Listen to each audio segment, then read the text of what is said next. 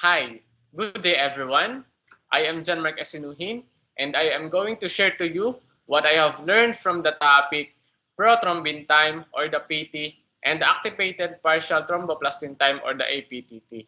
So let's start learning. The screening tests for the coagulation pathways are the prothrombin time or the PT and the activated partial thromboplastin time or the APTT. So both tests required saturated plasma as sample for testing and the endpoint is clot formation. So prolonged results may be due to first is factor deficiency, next coagulation factor inhibitors or the antibodies, and last is the overactive fibrinolytic system. So these are the tests that we can use to screen problems leading to coagulation. First is the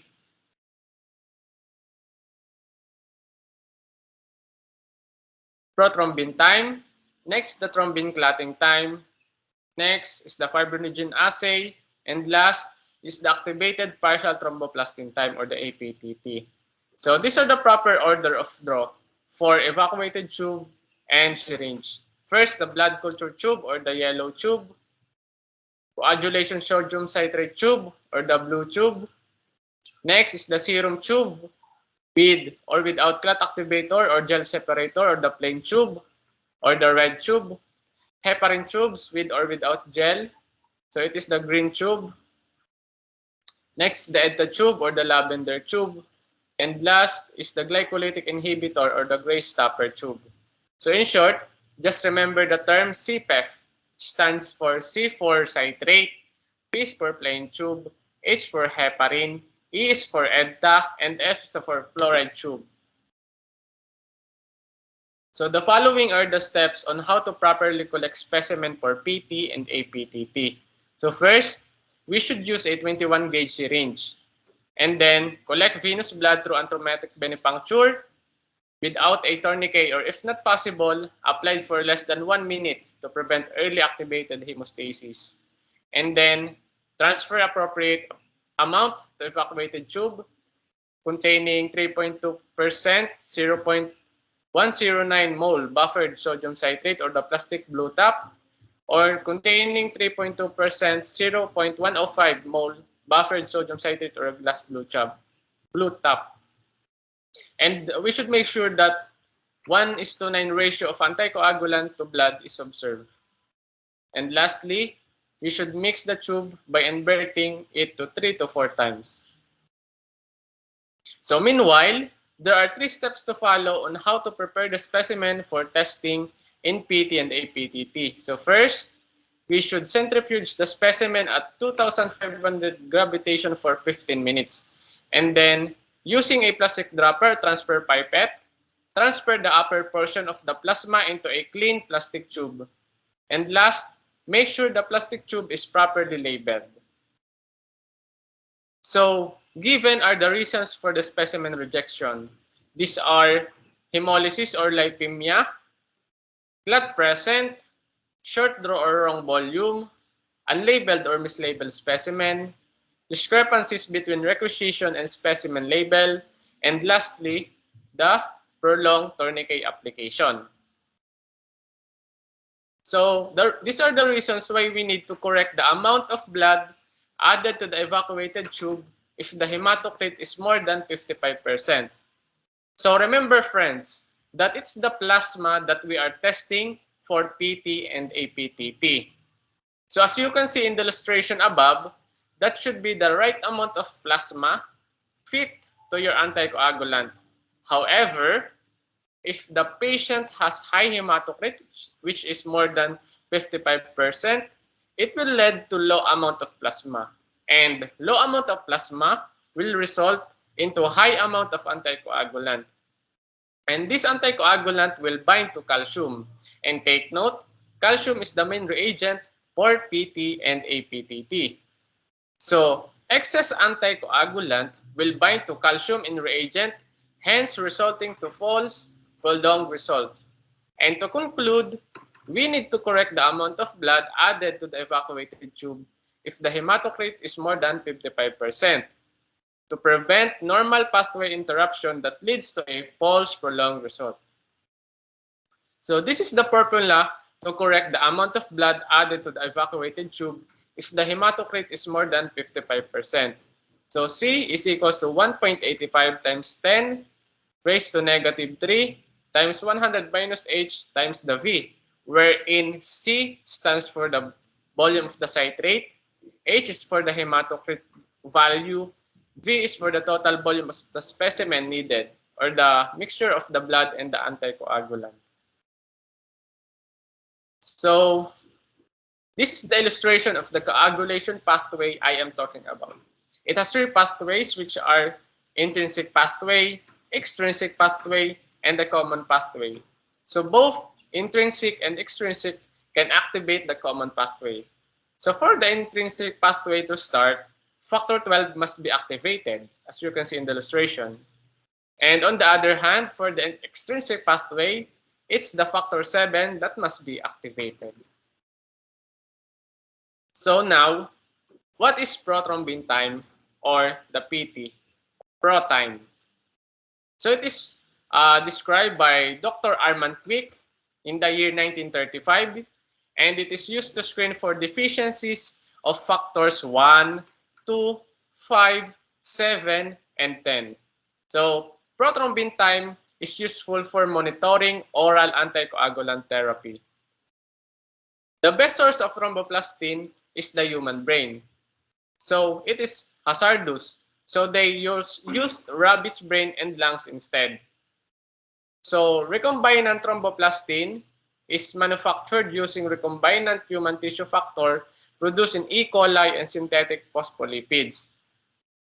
So ISI is the International Sensitivity Index. It is a value that relates the sensitivity of the reagent against the standard thromboplastin reagent, and also used in the computation of INR.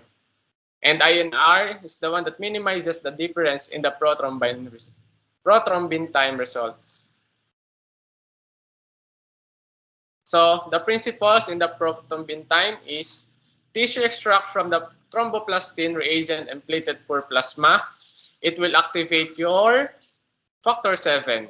And activated factor 7 will activate the common pathway, and it will result to fibrin clot formation. And note, the prothrombin time is the time recorded from the addition of the thromboplastin and the calcium chloride reagent to the formation of the clot. Now, we are going to learn the semi-automated procedure using render coagulation analyzer for PT test. First, plug the machine into the proper outlet and then turn on and allow to warm up to 37 degrees Celsius. Then, prepare the materials needed and pre-incubate the reagent at 37 degrees Celsius for 20 minutes. Using the keypads, choose PT test or should the shortcut key number 7 for channel you want to use for testing. If you are running only one test plasma and want to use channel 1, then assign PT to channel number 1. And then transfer 50 microliter of test or the control plasma to a cuvette. Then place the reaction well in one of the channels in the preheating area of the machine. Then incubate for 30 minutes or in 180 seconds by starting the built-in timer with alarm. While waiting, add a still bead to each reaction well used.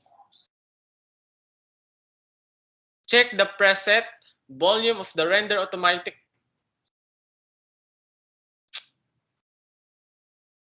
So now, we are going to learn the semi-automated procedure using render coagulation analyzer for prothrombin test. So first, plug the machine into the proper outlet. Turn on and allow to warm up to 37 degrees Celsius. Then prepare the materials needed and pre-incubate that reagent at 37 degrees Celsius for 20 minutes. Using the keypads, choose PD test or the shortcut key, the number 7 for the channel you want to use for testing. If you are running only one test plasma and want to use channel 1, then assign PT to channel number 1.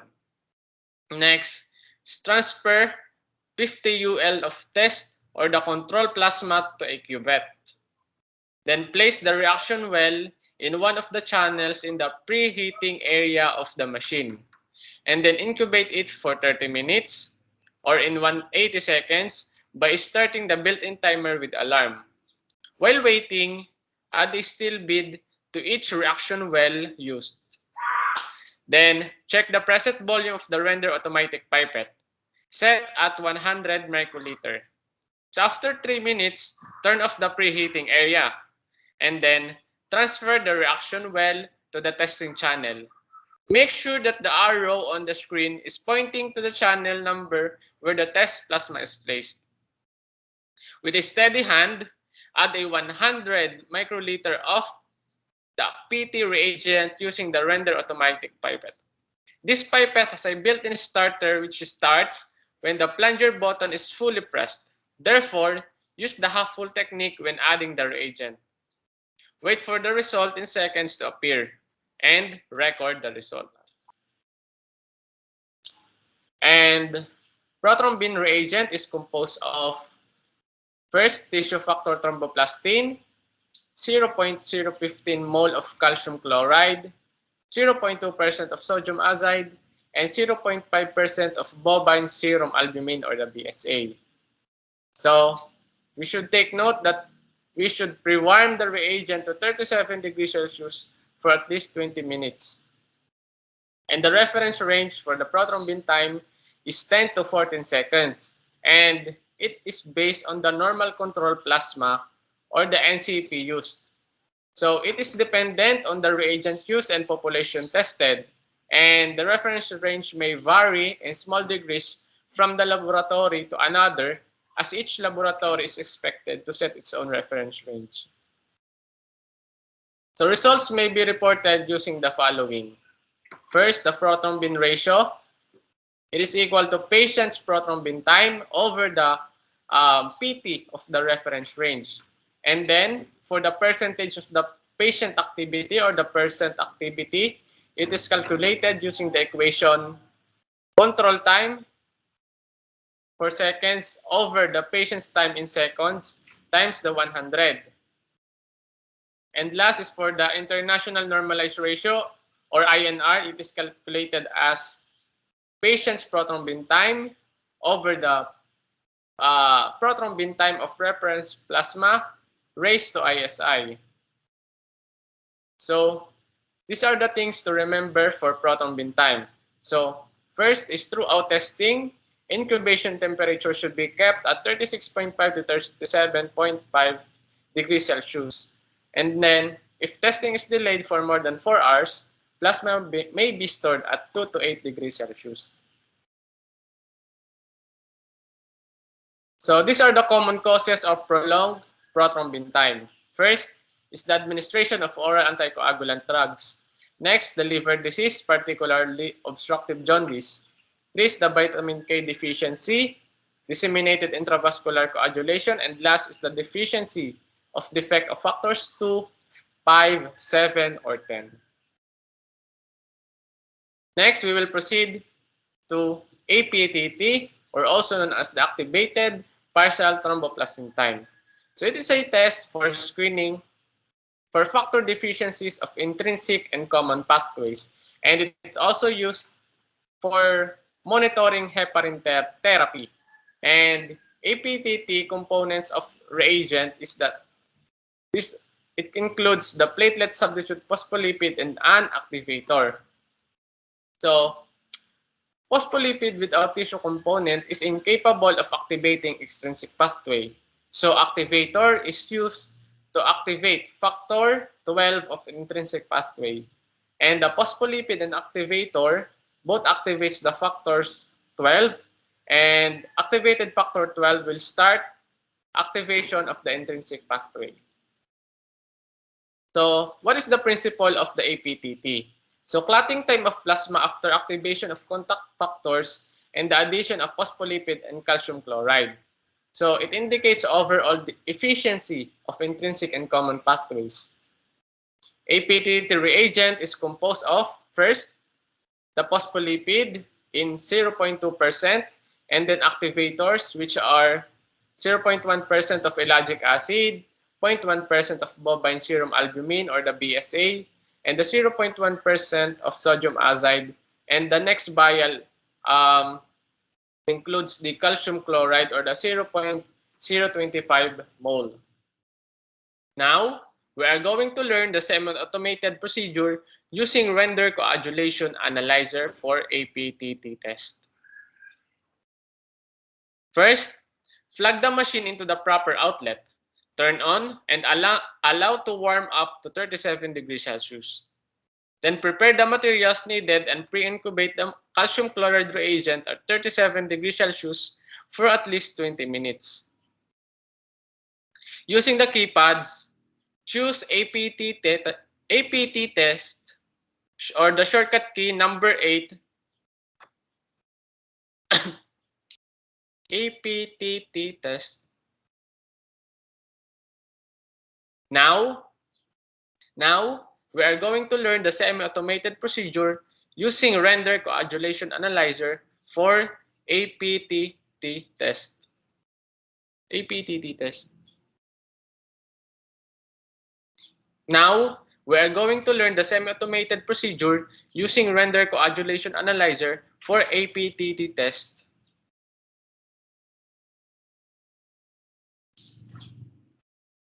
Now, we are going to learn the semi-automated procedure using the render coagulation analyzer for activated partial thromboplastin time tests. First, plug the machine into the proper outlet. Turn on and allow to warm up to 37 degrees Celsius.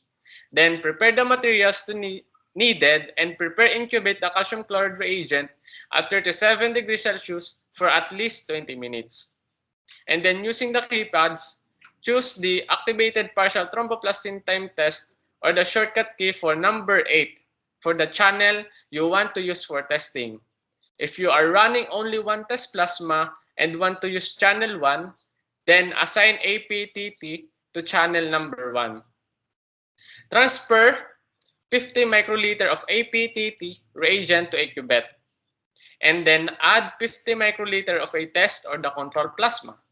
And then place the reaction well in one of the channels in the preheating area of the machine. And then incubate for 3 minutes or the 180 seconds by starting the built-in timer with alarm. While waiting, add a still bead to each reaction well used. Then check the preset volume of the render automatic pipette set at 50 microliter. And then after 3 minutes, turn off the preheating area. Transfer the reaction well to the testing channel and make sure that the arrow on the screen is pointing to the channel number where the test is placed. And with a steady hand, add 50 microliter of calcium chloride reagent using the render automatic pipette. And this pipette has a built-in starter which starts when the plunger button is fully pressed. And therefore, use the half-full technique when adding the reagent. Wait for the result to appear and then record it. So what is the reference range for APTT? So the reference range is 26 to 46 seconds. And for the reporting of results, the mean of paired clotting time if done in duplicate or patient's result in seconds. So difference between duplicates should be less than 5%. So things to remember for APTT, turbid solution of calcium chloride may be indicative of product deterioration. And then throughout testing, all test tube reagents and incubation and testing areas should be kept at 36.5 to 37.5 degrees Celsius. And the things to remember in general, the prothrombin time has only one vial reagent, which includes the thromboplastin and the calcium reagent in one vial. So it will activate the extrinsic and the common pathways and also monitors the anticoagulant therapy. And for the APTT, it has two vials of reagent, which includes the phospholipid and the activator in one and calcium chloride in another. So APTT will activate the intrinsic and common pathways and it also monitors heparin therapy. That's all. I hope that you have learned something from me. So God bless and thank you for listening.